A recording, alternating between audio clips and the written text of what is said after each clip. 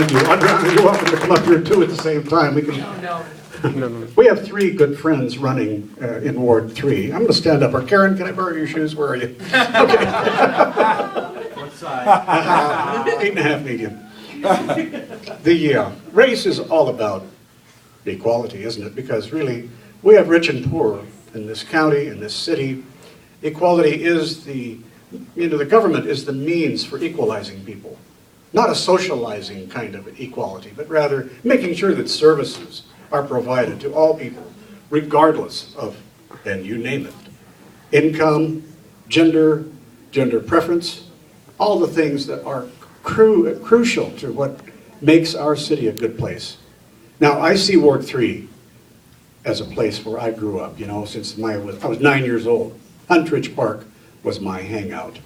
In 1961, I graduated from high school here, went to John S. Park before that. So, and I live in the John S. Park neighborhood. I'm fully invested here. And for 28 years, I represented Ward 3 in the state Senate, doing what David Parks said. There was more from Bob Forbes, who is also supporting me for this election.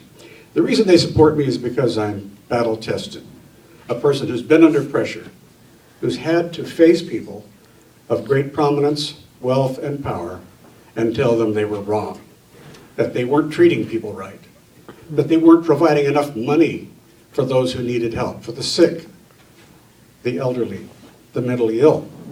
All these things are hallmarks of my legislative service. Now, I didn't decide to run a year and a half ago for the city council just to stay busy. I felt there was a need.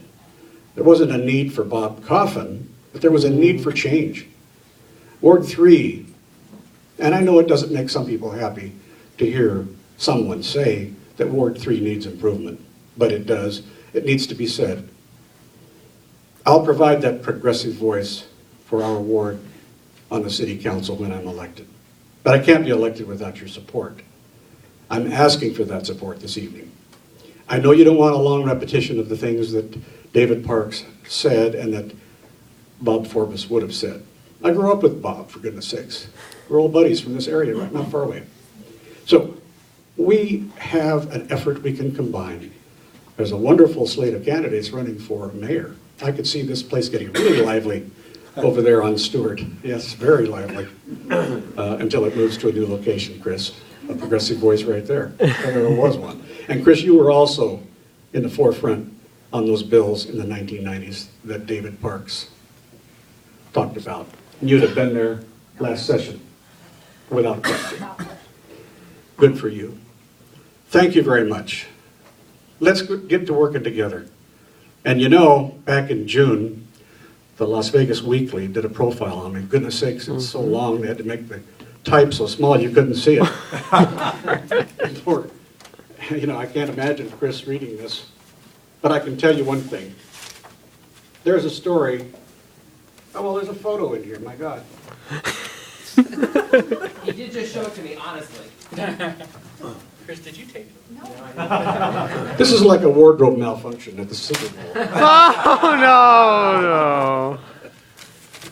Picture of Bob, a picture of me in front of a sign that says park closed. So last year I made my pledge to reopen Huntridge Park. We called it when I was a kid. Call it Circle Park if you like. The first thing, and he quotes me right here, he says, "It'll be the first thing I do if elected to the council. I'd like to see it open sooner rather than later. And maybe with pressure on the council, we can do it." You see, we're short of parks in Las Vegas. What a luxury to close a park that we spend money on every week, mowing and trimming and keeping it nice. And right in the middle of that park closed sign is a wonderful piece of artwork drawn by a 6-year-old girl amongst other kids. That's my daughter's work there. And I think it's a personal insult. So the first thing I'm going to do is tear that sign off and reopen it for everyone. We'll have a hell of a party. Thank you.